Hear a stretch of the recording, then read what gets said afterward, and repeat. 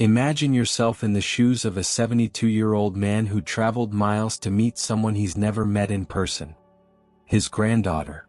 After a life full of losses and sacrifices, you finally found a purpose, a chance to reconnect with your family history. But when you arrive at the airport, everything starts to go wrong. Due to a lack of money for the ticket, you're forced to wait, one day then another, and soon it's 5 days of distrust, suspicious looks, and security agents who don't understand your true intentions. And when airport security finally discovers the reason for your presence, reinforcements are called in. What did they find? If you want to find out what happened next, subscribe to the channel, like the video, and leave your comment about this emotional story. When I embarked on this journey, perhaps it was foolish to think that I, a 72-year-old man, would face everything alone. But you know, sometimes life gives us a second chance, and despite my fears, I couldn't let this one slip away. In my years of life, I've had enough of uncertainties and lost opportunities, but with age, what remains is what truly matters. And for me, it was family, or rather, the idea that I still had one. Discovering that I had a granddaughter warmed my heart, as if suddenly my life gained a new purpose. After so many years, I accidentally found a photo of a girl, dark hair and a shy smile, who seemed to have my gaze, the eyes I saw in the mirror. Her name was Emily, and with the photo there was a letter, dated years ago, that my late wife had kept secret. In the letter, the address, the little memories of a happy day, all of that was there, like a time capsule giving me a clue, almost like an excuse to do something I had avoided for so long. I remembered how my wife used to talk about her, even without direct contact, always wishing that one day the family could reconcile. And deep down, I knew that was my wish too. Somehow, Emily became my destiny, as if she were the last piece of this puzzle I held in my hands. It wasn't easy to save enough, but I gathered what I could to buy a bus ticket, and with what little remained, a one-way ticket to the airport of the nearest city where she lived. I didn't know exactly how, but I had to get to her and at least look her in the eyes, see if there was something of me there. And maybe I could make peace with that part of my life that had always left a void. Upon arriving at the airport, what I hoped to find was some chance to continue my journey, perhaps a promotion, or someone who could help with information. I was determined to do this without bothering anyone, but I soon realized it wouldn't be as simple as I imagined. The place was huge, the movement chaotic. I looked around, and it seemed like everyone had a destination, their own story, while I was stuck there, almost like an invisible traveler. Everything seemed to be moving at a fast pace around me, and as I waited, that feeling of loneliness and uncertainty grew. But I tried to hold on to the idea that there was something important waiting for me, something that couldn't be measured by money or convenience. I sat in the lobby for a few hours, watching the signs, trying to find a way. I asked at the information desk about cheaper travel options, but the attendant gave me a look of disguised pity, as if to say there would be no miracles for someone like me. In fact, all I got was a return ticket, which would serve no purpose. I couldn't give up there. Deep down, I knew I would have to wait. But with each passing hour, I began to notice that other eyes were on me. It wasn't my intention to cause suspicion, but after years of being around people, you start to understand when someone is watching you in a suspicious way. I felt the gaze of a security guard as he passed me for the third time. He was a younger man, around 30, with a serious expression and a rigid posture. I tried to seem distracted, as if I were waiting calmly, but the truth was my nervousness was already starting to betray my serenity. There was a public phone, but I thought twice. Who would I call? Emily didn't even know I was on my way. Maybe I was just a ghost from the past to her, a distant or even non-existent memory. But here I was, determined to find her. I remembered my wife's words, telling me never to lose hope, that one day life would set itself right, that there's always time for what matters. Those words burned like a flame inside me, even though I wasn't sure if they were still true. Another night passed, and I settled on the widest bench I could find, covering myself with the old overcoat to shield myself from the cold air of the airport. I slept lightly, interrupted by small naps and awakenings. The hours dragged on slowly, and with each new dawn, the sound of the airport reminded me that time was running for everyone except me. I was there, suspended, waiting for a chance. The next morning when I woke up, I noticed the security guard's gaze was on me again. He watched me with curiosity as if trying to figure out why I was there. I think he sensed my presence was already drawing too much attention. At one point he approached and, without any formalities, asked if I needed help. I hesitated for a moment, considering what to say. My story sounded too strange for a quick explanation, but I decided to be direct, my voice trembling from lack of sleep and the fear of being misunderstood. "I'm waiting to meet my granddaughter. I just need to see her, you know? She lives around here." He frowned as if expecting more. But seeing that I wouldn't say much beyond that, he let out a brief sigh and walked away, keeping an eye on me from a distance. Later, I thought I should have spoken more clearly, but the words seemed to vanish every time someone questioned me. To everyone else, I was just a strange man waiting for something that might never come. Even with all the difficulties, I held on to hope because, after so many years, it was all I had. For a 72-year-old man, already weary of life's comings and goings, it meant much more than anyone could imagine. I was so close, but it seemed like the universe had decided to test me. The ticket to the city where Emily lived cost much more than I had in my pocket. How ironic, right? After all the courage I gathered to make this trip, it was money, always money, that was holding me back. I walked through the terminal, watching people come and go with their luggage and their destinations already set, trying to find a solution. I was just an old man trying to reconnect with family. Was there no one who could help? With each step, the alternative seemed further away. I felt a bit like a leaf in the wind, drifting with no clear direction, just waiting for a stronger breeze to take me to the right place. But with not a cent more in my pocket, all I could do was wait. To be honest, I was aware that my situation wasn't the best. I knew that, to others, I was just an old man sitting there with a tired appearance and a face worn by the years. Maybe to them, I was just another one, waiting for a flight that would never come, as if I were sitting on one of those benches just to pass the time. But I knew there was something bigger at stake. With every minute, my desire to reunite with Emily grew. It was a kind of urgency that only those who have lived a long life can understand. I was about to ask for help from someone, but how would I explain my story without sounding like a madman? That's when I noticed an airport employee looking at me from afar, with that curious gaze that actually hid some suspicion. The young man wore the airport's blue uniform and carried a clipboard, jotting something down while glancing at me. That's when I knew my problems were just beginning. It was just a fleeting exchange of glances, but I felt he was trying to understand what I was doing there, not leaving for hours. Maybe he thought I was one of those lost passengers with no destination? I decided to change seats. Hoping that perhaps it would be better not to attract more attention, I sat on a bench near the boarding gates. The traffic there was heavy, and maybe, with so many people passing by, no one would notice me. The problem was, with each passing hour, my restlessness grew. That feeling of being watched was uncomfortable, and with every glance I crossed, I wondered if the people around me were starting to notice my situation. While waiting, I tried to distract myself by observing the faces passing by, the families reunited, the friends saying goodbye, the happy couples. Everyone with their own destination, and there I was, suspended, trapped in a place that seemed to have no use for me. But I clung to the thought that each second was one less in my wait. I had waited too long in life to let this opportunity slip away. At one point, a man in a suit sat down next to me, a tired expression on his face. I seized the opportunity to strike up a conversation. Maybe I could get a hint, some help. "Long trip?" I asked, trying to sound casual. He looked at me, surprised by the approach, but responded kindly. "Yes, coming from the West Coast.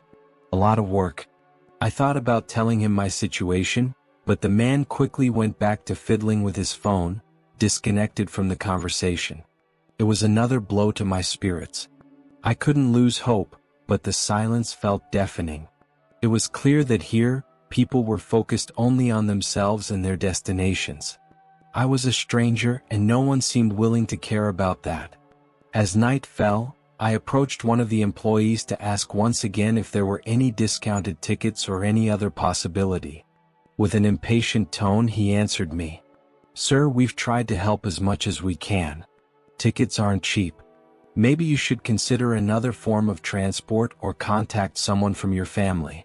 The comment hit me hard. Again that face staring at me with suspicion. I took a deep breath and thanked him, but the weight of the situation became almost unbearable. It seemed like every attempt just pushed me further away from what I was seeking. Another night passed and I settled on a bench to rest. It wasn't easy, but exhaustion eventually took over.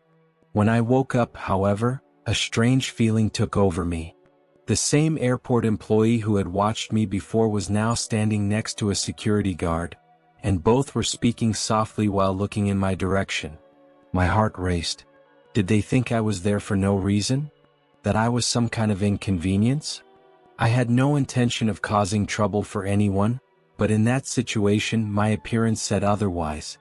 I approached, trying to understand what was happening. I didn't want to seem suspicious, so with as much naturalness as I could muster, I asked, "Good morning, gentlemen. Is everything okay?" The security guard, a man with a serious expression and an inquisitive look, answered in a dry tone, "You've been here for days. Can we help with something? Do you need a contact? A ticket?" I hesitated. I could explain, but I knew telling everything was a risk. Still, I needed to say something. "I'm just waiting for a chance to see my granddaughter. She lives in the city and it's important to me." They stared at me, not quite understanding, and for a moment, silence fell between us. I knew the truth might sound strange, but it was the only thing I had.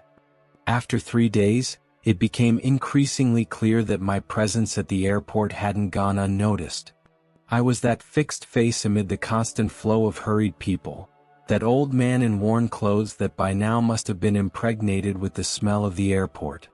Even my old overcoat, which had always been a faithful companion against the cold, now drew attention with its frayed edges and marks of a long life. With every hour it seemed like more people were watching me. I could feel the security guards' eyes on me as they walked around, doing their usual patrol, but with the difference that they looked directly at me. At first I tried to ignore it. I pretended that none of it affected me, but inside my heart raced. Why all the suspicion? I hadn't done anything wrong, but how could I explain the reason for my wait without sounding strange? I tried to keep a calm demeanor. I looked at the flight announcements as if I were waiting for a boarding call, but deep down, I knew that my nervousness was starting to show. When night fell, I would look for a more discreet corner to settle into and rest the best I could. But it wasn't true rest. It was more like a pause between waves of worry that hit me. Sleeping there, with all those cameras and watchful eyes, made every nap feel interrupted by the sensation that I was being watched. It was on one of those mornings, while I sat on a bench next to the glass doors leading to the boarding area, that I noticed a tall security guard approaching. He had a stern face, marked by experience and no doubt by the patience of someone who had seen it all at that place. He came slowly, stopping by my side and watching me before speaking. "Do you need help?" His words were direct, and I knew it was my chance to say something that might ease the situation. I took a deep breath, trying not to let the tension inside show. "I'm waiting for my granddaughter. I just need to see her," I replied, my voice firm but calm. It wasn't a lie, that was all I wanted. But would he understand? He kept looking at me without showing any sign of understanding or sympathy.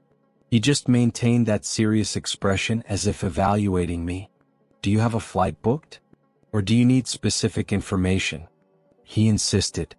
I knew that, for someone who had been there for days without a ticket, my presence seemed, at the very least, unusual. But I couldn't leave. The feeling that Emily was so close, that I would find her soon, was the only thing that kept me going. "I don't have a ticket right now. I had to spend the little I had to get here. I'm just waiting for an opportunity to speak with my granddaughter," I explained, trying to control my voice so that he wouldn't notice my distress. The security guard sighed as if he were used to dealing with difficult stories. He nodded slowly, but his look indicated that, somehow, he still didn't fully trust me. "Well, sir, I understand. But if you need help contacting someone or even a place to wait, we can try to find something. It's not ideal for you to be here so long, you know? For your safety too." That offer felt more like a disguised farewell. He was giving me the opportunity to leave the airport to seek shelter somewhere else, and I knew that if I left, it could all end. Emily could pass by at any moment, and I wouldn't be there to see her. "I appreciate it, sir, but I need to wait here. You know, she lives nearby, and it's important for me to be here when she arrives." He nodded, but I noticed a glimmer of distrust in his eyes. He gave me one last look and, without saying anything more, walked away, disappearing among the other staff members. I knew the situation would only get more complicated from there. The stares kept coming. The security guards passed by more frequently, observing as if I were some kind of threat. With each shift change, I saw a new face analyzing me, until it seemed like everyone was aware of the suspicious presence of that 72-year-old man who wouldn't budge. I did my best to remain discreet, moving from one bench to another, changing seats as if I were just trying to pass the time. By the end of the third day, one of the cleaning staff stopped by my side. She was a younger woman with kind eyes, who seemed to understand that I was in a complicated situation.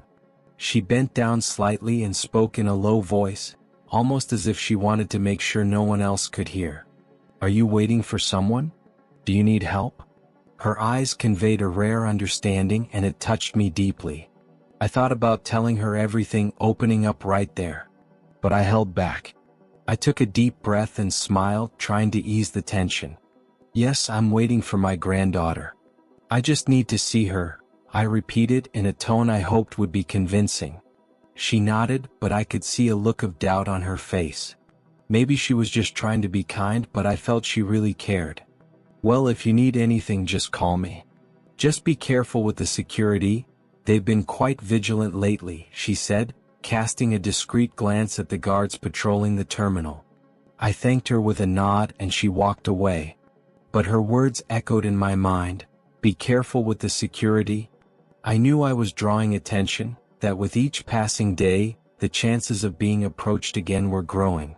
I needed to find a way to contact Emily to find some clue. That night, as the staff began to wind down and the number of passengers decreased, I tried once more to approach the payphones. Maybe a call, even a short one, could solve everything. But the barrier was the same. I didn't know her number, and I didn't have any more money to make a call at any time. The night passed slowly and tensely, and the feeling that I was an unwanted stranger only grew. I closed my eyes for a moment, silently hoping that the next day would bring an answer. I had to believe that, somehow, this wait would be worth it. After 2 more days in that uncomfortable situation, they came back. But this time there were more of them. 3 security guards walked toward me, and in the middle of them was the man who had spoken to me before, Mark Hastings, as I would later find out. He was tall, with that firm demeanor of someone who takes themselves seriously.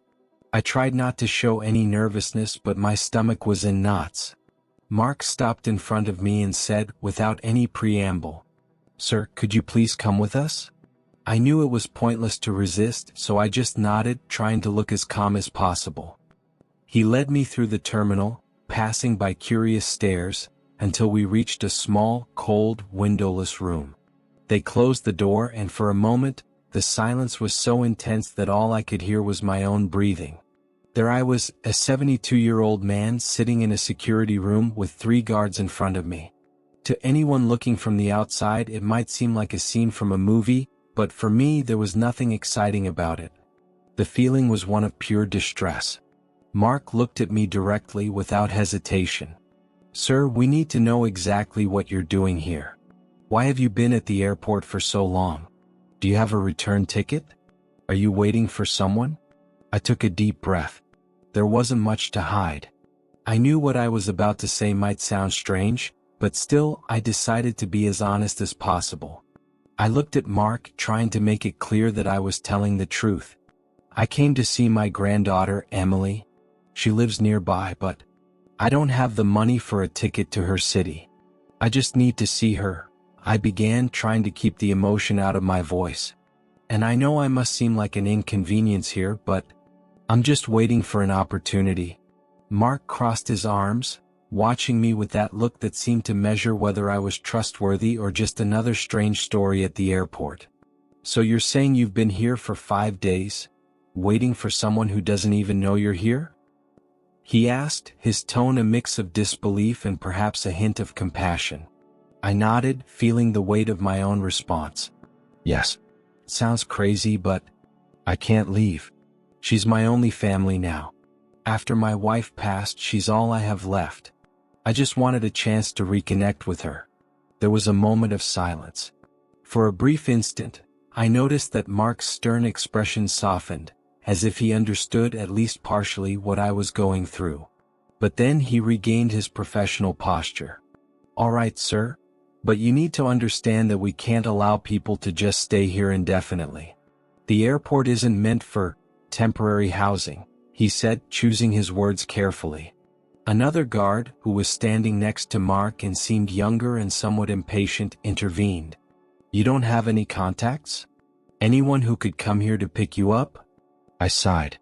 I was about to say that I had lost all my contacts and didn't even know if any other family members still lived nearby, but that would sound even sadder. I just shook my head. "The only person I know who might be nearby is her. I have nowhere else to go." Mark paused, exchanging glances with the other guards. He seemed to be considering something, but then he continued with his serious demeanor. "And you don't have any more resources? Any money to try another option?" I shook my head, somewhat embarrassed. It was hard to admit, but I truly had nothing left. I had put everything I had into that ticket, and now all I had left was hope. "I used everything I had to get here, to find Emily," I admitted, and I felt a lump in my throat as I said her name aloud. It was as if, by saying her name, I could somehow bring her closer. Mark sighed again, this time more deeply. He stepped away for a moment and whispered with the other guards. I watched the movement of their hands, the sidelong glances they threw in my direction. They were trying to decide what to do with me, and I knew that it didn't look good. Sitting in that cold room, my only hope was that somehow they would understand that I just needed a chance to reconnect with my family. After a few minutes, Mark returned his attention to me and said, "Look, sir, I understand that you have a good reason for being here. But the airport has rules and we can't make exceptions for anyone. That wouldn't be fair to the others." My throat was dry and all I could do was shake my head, understanding his limitations, but still holding on to a shy hope that he might be able to help somehow. "I understand, Mark. I really understand," I replied, my voice low but firm. "But I'm asking for just a little more patience. I know it seems unusual, but I really just need a chance to see her." There was a silence and I felt that he was reflecting. Finally, he leaned forward a little and his voice came out softer. "I'll see what I can do to help you. But I need you to stay here and let me talk to my superiors, all right?" I nodded, a slight relief in my chest. It was the first time someone seemed to consider helping, and that spark of hope renewed my strength. He walked away with the other guards, leaving me alone in the room again, where time seemed to freeze. My mind was spinning, trying to figure out what he would say to his superiors. I knew it was a delicate matter, but I had to trust. After all, they had given me a chance. The waiting seemed like an unbearable burden. Sitting on that bench while Mark made the calls, I felt as if each second drained me a little more. He stared at the phone with concentration, his face partially illuminated by the cold light of the room, and there I was, waiting for something, anything that would give me an answer. Then he stopped, looked directly at me and said, "I need your granddaughter's full name, sir, and any other details that could help us identify her. Maybe a phone number and address, something that would make contacting her easier." That question brought the weight of the past to the surface. Emily, my sweet Emily, had been just a child the last time I saw her. My mind wandered between the memory of her light laughter and the bitter feeling of all these years without contact. For a moment my voice failed me. But I regained my breath and said, trying to hide my anxiety, "Emily Thompson." "Her name is Emily Thompson." Mark wrote down the name without taking his eyes off me. I tried to understand what was going through his mind, but his look was a mix of skepticism and something I couldn't decipher. Still, he continued, "Are you sure? Can you tell me more about her? What was she like when you saw her last?" That question caught me by surprise. I took a deep breath, feeling the weight of all the memories I had kept inside. She was a sweet girl full of energy. She had that smile that could light up any room, you know? I paused, trying to hold back the tears that threatened to come. When I saw her last, she was just a little girl. I don't know how she is now, but I know she lives in this city. I found the address in an old letter left by my wife. I just wanted a chance to see her again." He nodded and then stepped away to make the call. I watched him, waiting for every movement, every change in expression. With every passing second, the fear that Emily might not want to see me grew inside me. What if she rejected me? Would I be nothing more than a faded memory from the past to her? When Mark returned, I could tell something had changed. He hesitated before speaking, as if he were trying to find the right words.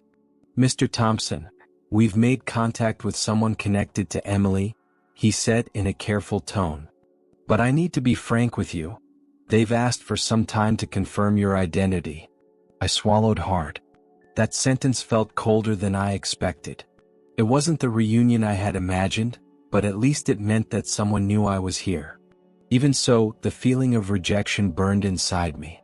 "I understand," I murmured, trying to hide the pain. "I'll wait. I've waited so long. What are a few more hours?" Mark watched me with an expression hard to decipher, perhaps a mix of compassion and professional duty. He seemed to be struggling with something inside him, and I could tell he wanted to help me, but he was bound by his obligations, by the rules and regulations of that place. And that made me more exhausted with every minute. The wait continued, and the silence between us became heavy, filled with unanswered questions and a sadness I tried to conceal. Mark, perhaps sensing my discomfort, said, "Mr. Thompson, can you tell me more? About your story, I mean. Maybe it will help while we wait." For a moment I thought about closing myself off, keeping everything to myself. But then I realized that this might be my only chance to vent, to express what I was really feeling. I lost my wife 3 years ago. Since then, life has been emptier, you know? I spent so much time by her side that when she was gone, I found myself alone, with a silence that seemed to scream. That's when I found that letter with Emily's address. And I felt like I still had a reason to keep going. She's the last family I have left. Mark listened in silence, his face serious but attentive.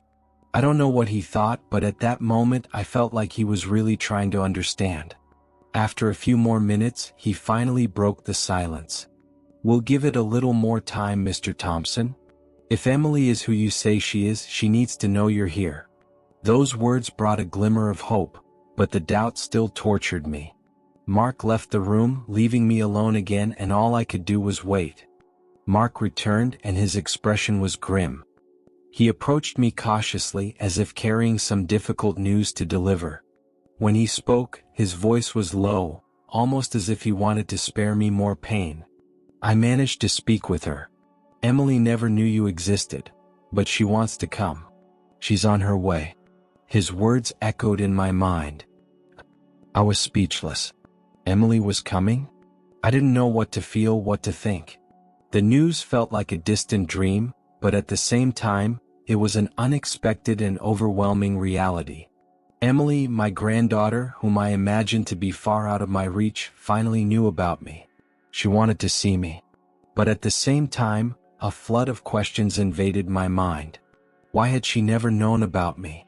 I had been so distant from my daughter for so long, but did that mean my granddaughter had also been deprived of knowing about the grandfather who had been waiting for her, anxious and lost in time? I tried to process the information. Emily, the child I remembered only from photos, had never known of my existence. A silent pain gripped my chest. How could I have allowed the distance with my daughter to reach this point? I knew I had failed in many aspects of my life, but I hadn't imagined that my absence would affect my granddaughter so much. Anger began to build inside me, but there was also a deep fear.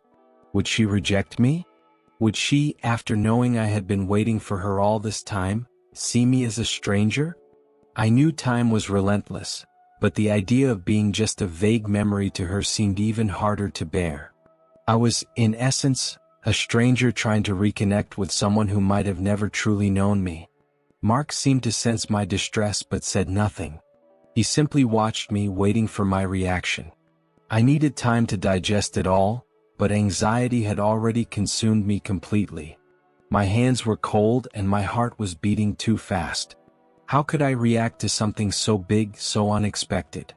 I don't know what to do with this, Mark, I said, my voice cracking. I didn't know she didn't know about me.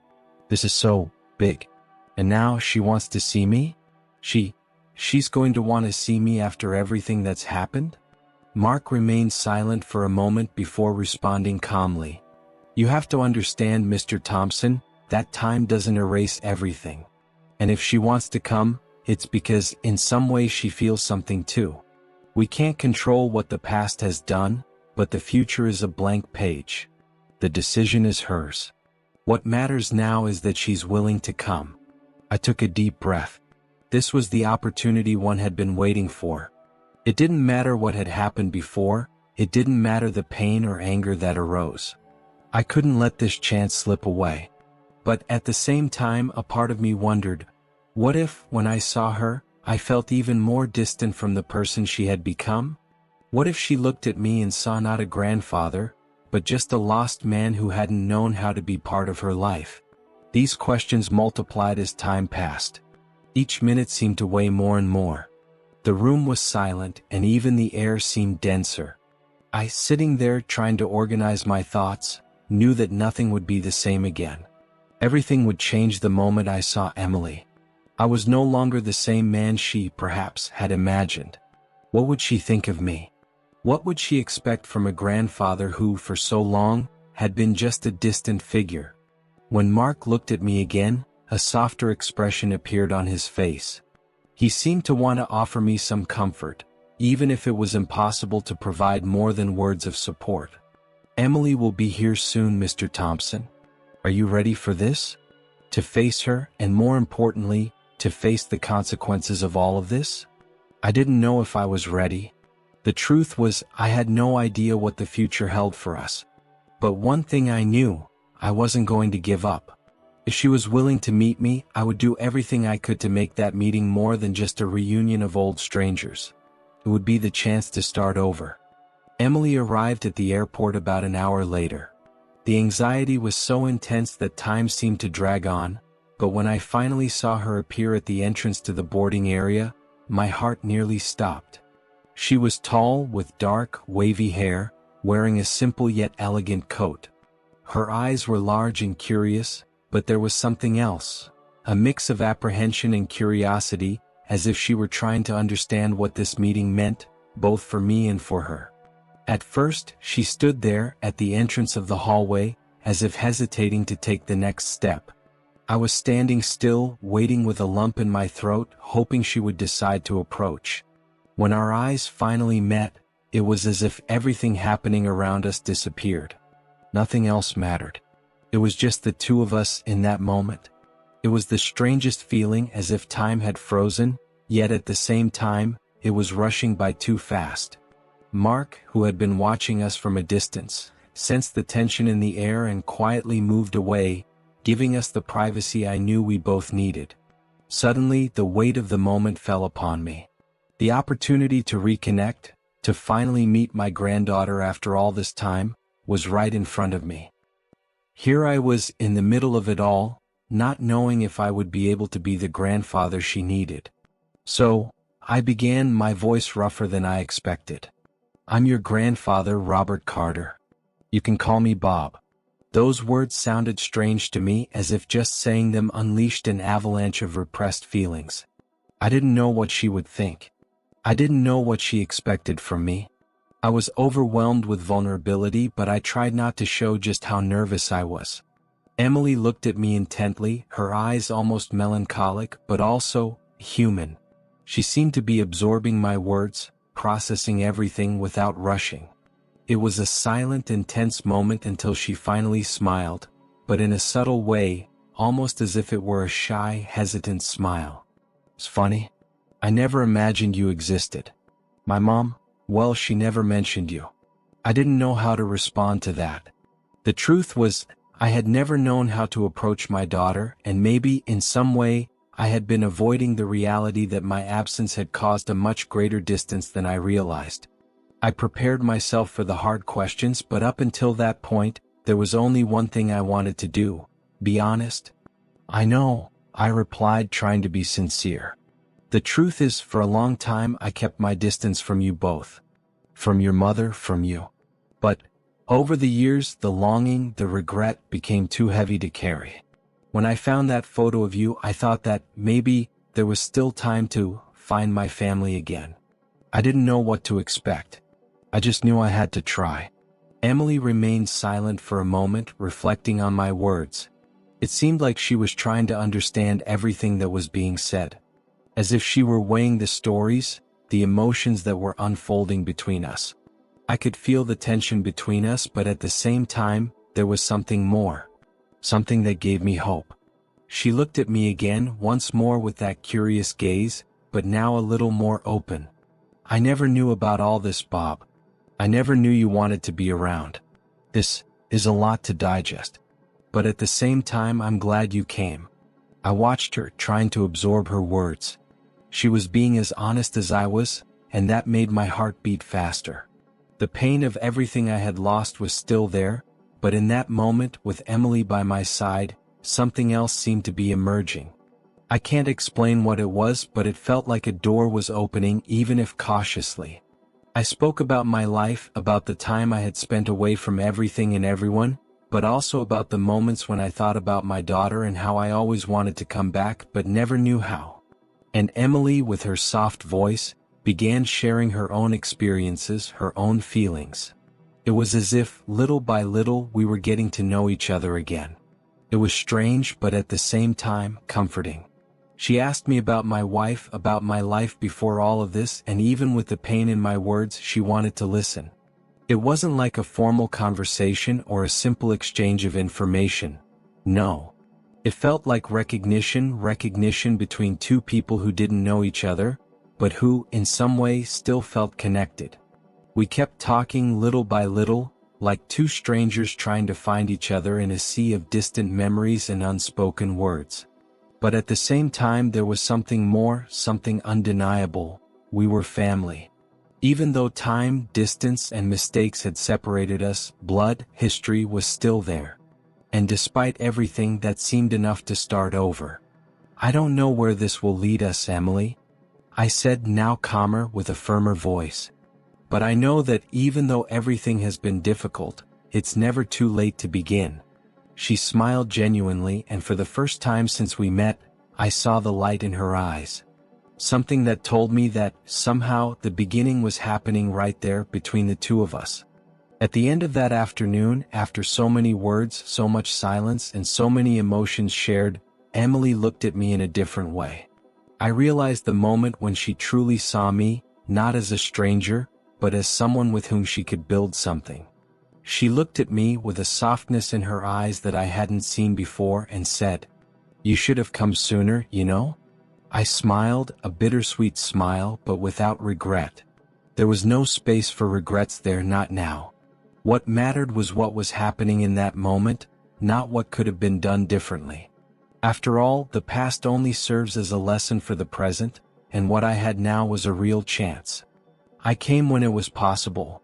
Maybe it's exactly now that we should meet. The words were loaded with a meaning that only those who have lived a long time can understand. We eventually realized that time doesn't wait, but it also gives us the chance to reassess our choices, to adjust the sails of our lives when the wind seems more favorable. And even after all this time, the meeting wasn't something empty. It wasn't too late because the now, with everything I was feeling, was the best time to start over. When the goodbye came, it was hard to believe the afternoon had passed so quickly, but at the same time, I didn't feel like it was a definitive farewell. It felt more like a see you later, a first step of many that we would still have to take. Emily gave me a hug, perhaps the most sincere one I had received in years, and whispered, "We'll see each other again, Mr. Carter." That made me feel that, despite all the doubts and fears, something good had started there. And with a firm handshake she walked away, going down that hallway that now seemed less cold. The weight I had been carrying had lightened. A part of me that had been lost for so many years was now back. Mark, who had observed the farewell from afar, approached with an expression of respect. I recognized him there, in his softer posture, contrasting with the serious tone he had before. "You're a determined man, Mr. Carter.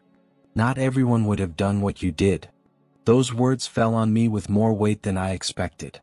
What had I done? I had only taken one simple step, but at the same time, such a huge one for my life. It wasn't just the search for a granddaughter, it wasn't just a trip. It was the opportunity to give myself a chance at redemption. It was my chance to regain something I had let slip away over time. Mark seemed to really understand the magnitude of that moment. Maybe he was more than just a security officer at the airport. Maybe he had seen what was behind that determination he mentioned. He knew it wasn't about the waiting nor about the place I was at, but about what I was searching for, a new chance for family for me. With a nod, he let me continue on my way. I didn't know exactly what the future held, but I knew that for the first time in a long time, hope was back. I was back in my life, but now more complete, with a weight lifted from my chest. Something in me had changed. As I left the airport, my heart felt lighter. The journey, which once seemed pointless, now had a reason. The memory of my wife was with me, silent, but I knew she would be proud. She had always wanted our family to be united. Maybe she knew that even at the end of life, there's always time to try again. As I walked through the parking lot, the wind blew on my face and I looked at the horizon. Life has a strange way of organizing itself, of giving us a second chance when we least expect it. The opportunity one had been seeking, to meet Emily, to be the grandfather she never knew, to finally fill the void that loss had left, was happening. Maybe the path wouldn't be easy, maybe the lost time couldn't be recovered, but there was something that now made me move forward. Something stronger than the longing, stronger than the scars of the past. And that, in itself, was enough. I smiled, put my hand in my pocket, and felt the letter Emily had given me. The address was there, but now I knew that it wasn't just a piece of paper. It was the first step toward a future that, although uncertain, was full of possibilities. I didn't know what tomorrow would bring, but I felt that perhaps the best was yet to come. And as I told her, I also knew that it's never too late to start over. Life is a continuous learning process, and no matter how much time passes, there's always a chance to find redemption, reconnection, and peace. And I, Robert Carter, had just taken the first step toward a new beginning.